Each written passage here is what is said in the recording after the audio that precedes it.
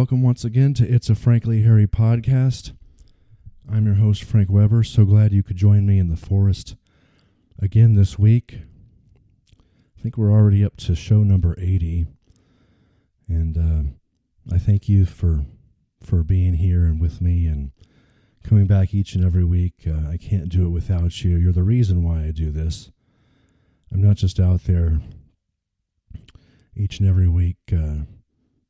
I think the word is bloviating or spouting off a bunch of drivel and nonsense. I think it's important stuff as we kind of analyze certain situations and talk about world issues more from a society and kind of cultural point of view. But again, I just thank you again for being with me. I'm going to try not to do anniversaries every week. I know we just had the 75th, but today I wanted to start off talking about a couple of things like the last week or 10 days. It's been kind of a strange time for me, and this show is a window into my soul. That's why I sometimes talk about these things. And then later I think I'm going to answer just a few questions real briefly. Try not to give too much of a commentary there, but last week when I did the show, it was kind of a weird situation. My wife works out of town and got into an accident on the highway. Apparently, an 18-wheeler, side-swiped her a little bit on the front end, and she wound up going over into the side of the road, maybe hitting a guardrail. I still have had a hard time visualizing it, but she was okay, and the car had a little bit of damage, or Forerunner, I should say. Bent the steel and popped a tire and everything. But and while it'll be expensive in some sense to fix it, insurance is covering it, and but she's okay, and the Forerunner's okay, and I don't know. It's just, but then we get over there, and it seems like for whatever reason, I know she's traumatized and everything, and I'm sensitive to that, but I wind up having to drive over there 2.5, 3 hours, whatever it was, and I get over there, and it seems like it was so much of a bigger deal than it really was, because, obviously things could have been a lot worse, and admittedly, and they weren't. And very thankful for God and His protection and helping her to still be with us today, and also to still have her Forerunner, which she's had for like over 20 years, still running as good as it is and still in good shape and everything. The truck, by the way, it was a hit and run thing, and I don't know if it was one of those illegal truck drivers or whatever the story was on there. A lot of trouble these days. Truck drivers keep America running and getting things shipped so people can stay in business and all that. But the days of, truck drivers like the Bandit and Cletus Snow, and who were friendly, and even though they sometimes drove fast and all that, those days are gone. And the days of convoy and all that stuff are gone too, so... But it's been kind of an ordeal since then. She's trying to get the vehicle fixed post haste, but it is a little bit of a process working with insurance as well as the body shop and everything like that. And now we're using different cars. She took the other car to the job this week after taking the week off last week. From whatever physical and other trauma she had, and it's just always something. I don't know, like telling me this morning that the key fob on the Camry is saying low battery, and I just changed it a couple of months ago, and I don't know. Hopefully we have a lot of time to work with that, but anyway, that's kind of what I've been dealing with here in the last 8-9 days a lot, and it's been a weird time. I've dealt with some other things as well. my wife and had some other health issues that she went and checked up at, right after the accident. But I did get to go to the homecoming game at Tech this weekend and bought tickets secondhand on SeatGeek. I don't know that I should have. The game at times was good. A lot of the Tech games this year have not been that great because Tech has been pretty dominant. You can kind of tell from the outset that they're going to win, which is a new feeling for us at Tech, to be honest with you. Kind of like the old Dallas Cowboys, you come out at the start of the game in the first 5 minutes, you can just, you watch enough football, you got a feeling who's going to win. So that's been going on at Tech, but the game against KU had some tight moments, and it wasn't a complete blowout based on the score or the early score after the first quarter. But anyway, went over there. Sometimes going to games are a little bit more of an ordeal than I would like to admit sometimes. I mean, just my wife likes to take so much of it's like we're taking luggage on a vacation almost, with our seat cushions and a couple of bottled waters and contraband food and everything like that. It's really crazy, but we usually don't have any problems with that. I did get to see, by the way, an old college friend at the Alumni Center who actually seeked me out, and it was nice visiting with her for a couple of minutes. I don't see a lot of college friends anymore over there. I never really have in my 25 years since graduation. I don't really know why that is, but that's one of the small pleasures of life, being able to see somebody you knew in a different time and where they're at now, and being grateful for just small pleasures of catching up. And then, of course, the game itself, after we took all of our luggage and stuff into the stadium, it just seemed like it was almost kind of a hassle. I mean, we sat on the east side, which is obviously, atmosphere-wise, is different than the west side. And it seems like the sound system, acoustics, which is too loud these days for my taste, is louder on the west side than it is on the east side. But the east side has more students, is louder. And apparently a lot of the students are buying reserved tickets now because they don't want to stand in line for hours to get into a game and not even be guaranteed of a seat, because all these universities here in the state of Texas have so many students now because of the population growth that it just doesn't make any sense to do it. So, we had a lot of people standing around us for much of the game, and we had to look around them and couldn't really see a lot of the game much of the time. I don't know why they have to stand the whole time. I mean, but and then there was kind of another kind of minor incident. I was at a concession stand. We usually don't buy a lot of things at concession stands at these games, and got to the front. There was a little kid there, a little boy. I don't know how old he was, maybe 10, 11. And I thought he was with his dad, and his dad was in front and paying for stuff. And then the guy, I thought his dad left, so I just kind of ran to the front and started putting in my order, and I didn't realize that the kid was there by himself, and I felt bad for the kid. He was cool about it, though. I said, I'm sorry, and he was okay. And then the guy who took my order, I was like, well, we were trying to get Coke Zero, and he keeps saying, oh, there's no Coke Zero. So, I don't know. It was no Coke Zero, and he was kind of patient and to the point, kind of, not rude, but kind of tough and everything. So, that was a really weird situation. But overall, I had a good time again. I'm glad I went. And, I don't know. Maybe I'll try to get to another game here soon. I don't know.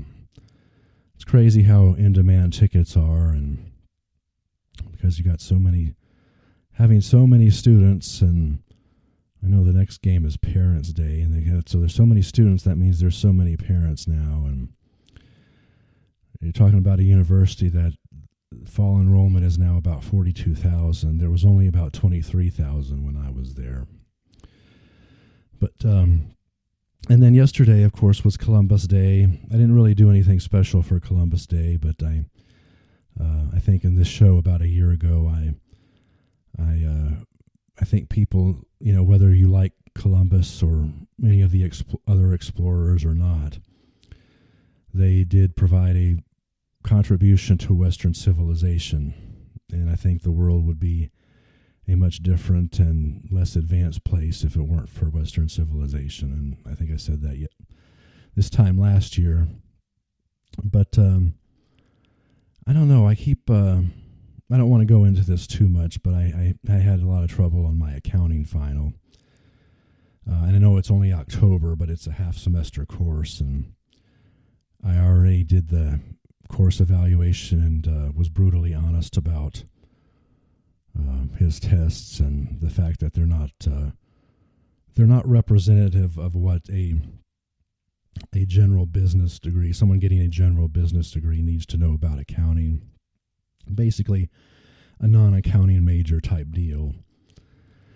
And I got reamed on this test, and it started out okay, and then it's just too long, 2.5 hours.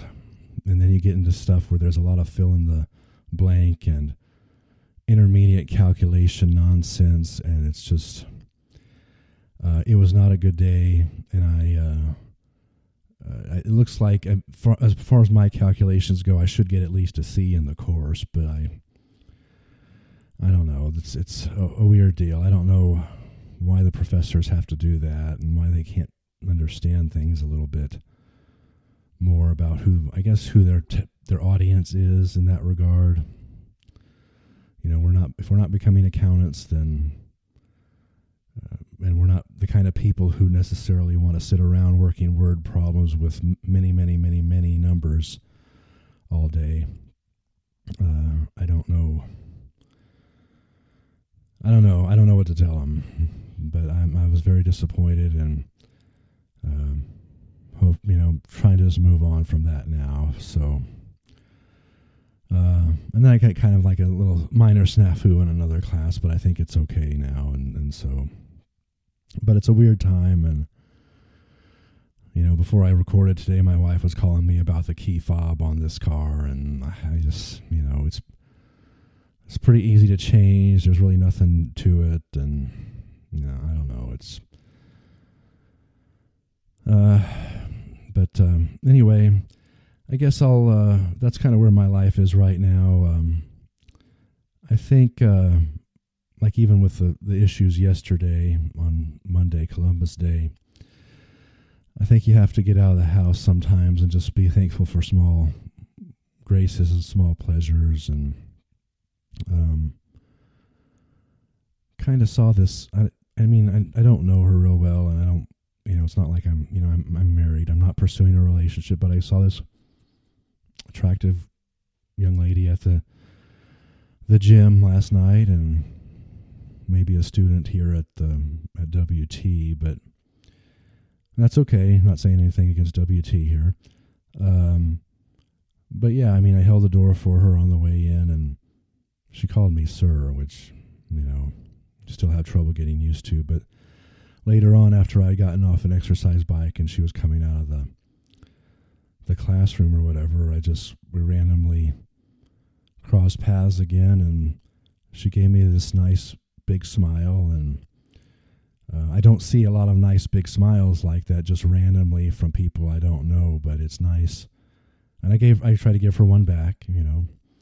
I don't see that a lot these days, and it's really nice to have something like that you're not deserving and you don't expect, but it's a sign that God is looking favorably on you, and because He works through everybody in that way, and so very appreciative for that. That's one of those things, is being able to recognize and take pleasure in small things like that. So let me take a quick short break here, and I'll be back and do a little. I have a little bit of Q&A. It's not anything real big, and we'll probably run through it real quick right after this. So before going on, I just want to say thank you to the Lord and that young lady, because I really needed something like that, simple and to the point. And yesterday, after kind of a rough day, it means like I'm kind of says that I'm valued and as small as it seems. So anyway, really like that. That really meant a lot to me. So we'll go ahead and get into some Q&A, just some random questions here. The first one is, Frank, I'm not sure we've ever heard your thoughts on Halloween. What is your opinion of the day? So it's interesting that I know we still have a couple of weeks till Halloween, but I was just listening to a little snippet this morning from Pastor Mark Driscoll, who I like. I like a lot for his intellectualism. I mean, there are some things that I'm not 100% in agreement with him for. I don't know. I think some things are a little bit too tough love, I guess you could say sometimes. But for the most part, I think he's correct. And I disagree with him a little bit on the celebration of Halloween. But anyway, so it's just interesting that pointed out the this topic. For me, in particular, my views have kind of morphed a lot over the years, and sometimes I was kind of legalistically against it, and other times I thought it was fun. And generally, I feel like it's kind of a non-event nowadays. I mean, or at least that's the way I treat it in my mind. It's kind of like it could be, in my mind, largely disregarded, kind of like Valentine's Day. It's just another day for selling candy, really, and giving out candy. But I think it should be fun for the kids to dress up and visit their neighbors and get candy and all that. So, I mean, I'm really not against it. And most of the time on the years that I'm here, I give out candy and have a good time seeing all the kids in the costumes. And some of the kids they don't seem to be as grateful anymore, kind of not saying thank you or sometimes even almost getting into your house. They're like pushing for candy and all this stuff. But it's an interesting topic that you bring up, though. And supposedly the holiday has both Christian and pagan origins. And it's Christian origin because I think it's the day before All Saints' Day, which is, I think, still big in the Catholic Church. And the Episcopal Church, I know, was big when I was a kid, too, I believe. I don't really care about celebrating the saints. I think they've gone on to their reward in heaven. And while they may be looking down on us, I don't know how much influence they really have in our lives. But supposedly there's also some pagan origins to Halloween, and that's where a lot of the really weird, spooky stuff comes from. And I think people, in a sense, some outlets start celebrating it way too early. I know people are trying to start doing Halloween stuff, I think, in September when they start selling the dang fall spice or pumpkin spice coffee and that bullshit. And, there's probably a little bit too much of a lead in then, but then Halloween doesn't get quite the attention that it does, because a week or 10 days before, people are starting to show Christmas movies on frickin' Hallmark again. And same thing kind of happens during Thanksgiving, which really should be a bigger holiday than it is in this country. So anyway, that's kind of my general opinion on it. I think it should be fun for the kids, but I do think that there's a weird, spooky, demonic aspect to it. That's why people like these horror movies. And I personally hate horror movies, by the way, in case you didn't know. And I think we should have a lot more comedy year-round.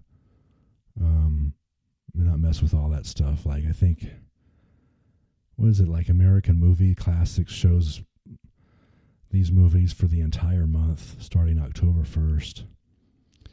I just don't see the point. But, I mean, if kids can go about and celebrate it productively and have fun, and there's not a lot of crime going on, and people are just out and about enjoying themselves. I mean, there's absolutely nothing wrong with it. And I enjoy giving out candy and seeing the kids and everything come out for it. It can be a lot of fun. Frank, we've heard that this is another question, by the way. Frank, we've heard that you're not a big fan of organized religion. So what church, if any, do you believe is closest to the original Christians of 2,000 years ago? And that's an excellent question, something that I could really go into a great bit of depth and detail on. Before I do, I'm not a big fan of organized religion because I think in a lot of ways it's taken on other agendas, and it's kind of that some of those church leaders have taken on those agendas in a lot of ways to serve themselves and maybe control the followers of that church. And the agendas themselves also kind of distract from the real message and promoting Jesus Christ in the world as the Lord and Savior, and as our Son of God and all that. As far as who is closest to the original Christians, I honestly don't think there's any church out there that is closest to the original Christians, and I'll go through some general examples here in a second, but logically speaking, obviously a lot of things have changed in 2,000 years, and without really knowing the entire history of it, you should be able to deduce that despite all the technological changes and vast technological changes, and the fact that Western civilization helped that a lot in the past 2,000 years, you should realize that by default, the situation that we have now is not the situation as it was then. And so I tend to think that most people living now, not to be judgmental or anything, but are spiritually poorer than those original Christians and from the book of Acts and the remainder of the New Testament after that point. And I don't know. I mean, you should be able to realize that organizations morph and take on new things and new meaning as time goes by, and it's these days that really happens very quickly. Sometimes as much as a year, as little as a year or two, or if that. How much can you consider has changed in 2,000 years? So, I mean, if we get into some general topics, not to point out faults of any particular groups, the Catholics and the Orthodox Church probably fight a little bit over who's the first church. I'm not sure that either one of them are. I think they both came about in the centuries after, St. Peter and St. Paul and all that from the book of Acts. And a lot of them these days, I think, are too hung up on tradition and certain legalism and following the clergy as much as they do. The thing with Protestants that bothers me is I think that there is a lot of, and this is part of why I don't always agree with Pastor Driscoll, even though I appreciate his insight on, he was a former Catholic, like I was a former Episcopalian, for instance, which is kind of close to Catholicism in a lot of ways, but I appreciated his insights on that. But as a Protestant now, there's a lot of stuff about they have a hard time sometimes working within the world.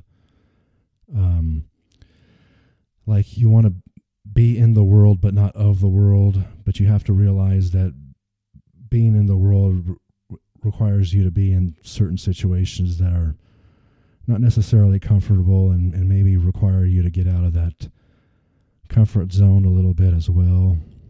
And certain things, when you try to make sense of the world, you don't want to judge the world, but you also have to try to put a proper context on things.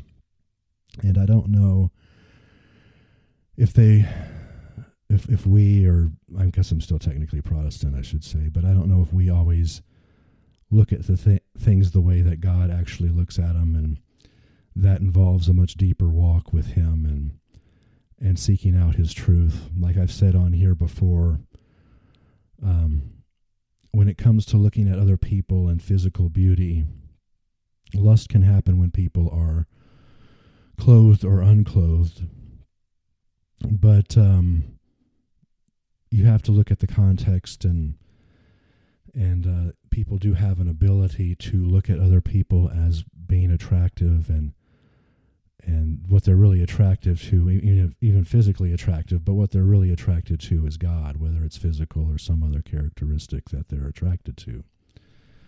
And I think sometimes people go off the deep end and, decide, well, if there's any chance that I'm going to suffer lust, then I can't be a part of this. And,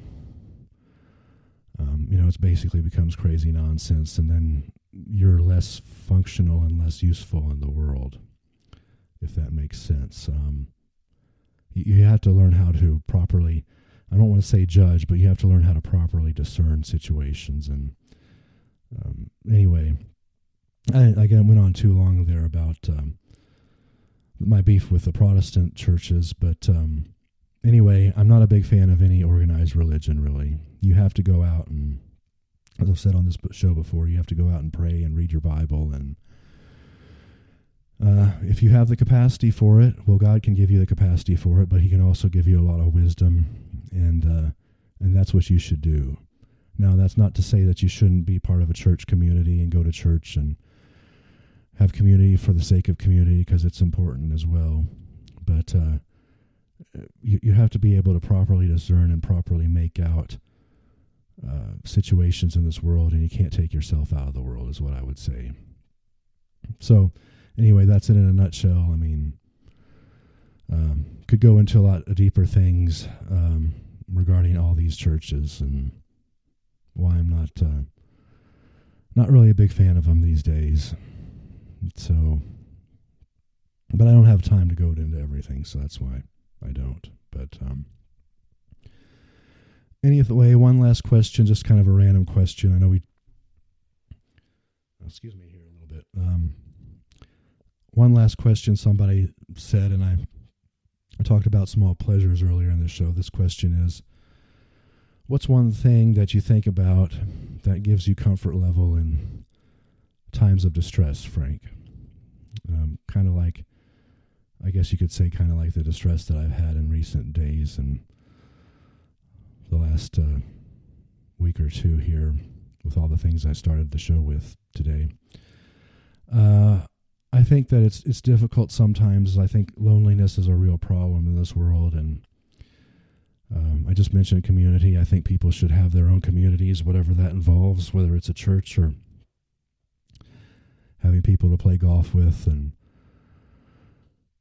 spend time together, enjoy activities together, like interests, things like that.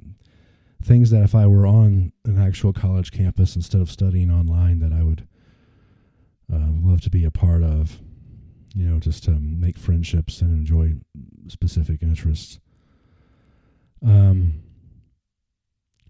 So community is important, but I think the thing that gives me comfort in that even in times of loneliness is that someday in the life after this one, I would call it heaven or possibly the new kingdom, that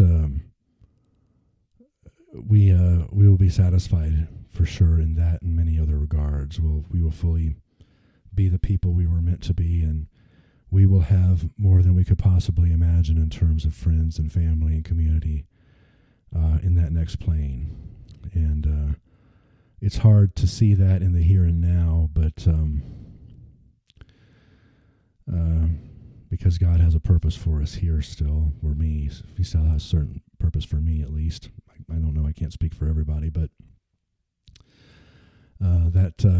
that time is very intriguing to me, and I believe that we will have plenty of faith and friendship at that next level, and that's something very comforting and very joyful to think about each and every day. So with that, I've gone over half an hour already, so I'm going to go ahead and wrap it up for this week. Again, I thank you for being with me again. 80th show.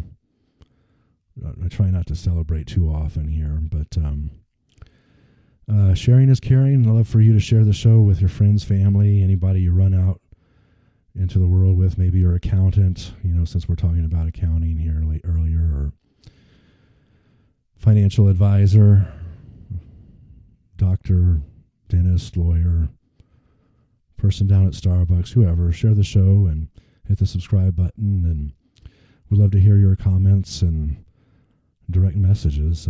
That makes it all worthwhile in the end, have a little bit of interaction. So anyway, this is Frank Weber, your host of It's a Frankly Hairy podcast, signing off from the forest one more time, and I love you, and I'll see you again next week. Bye.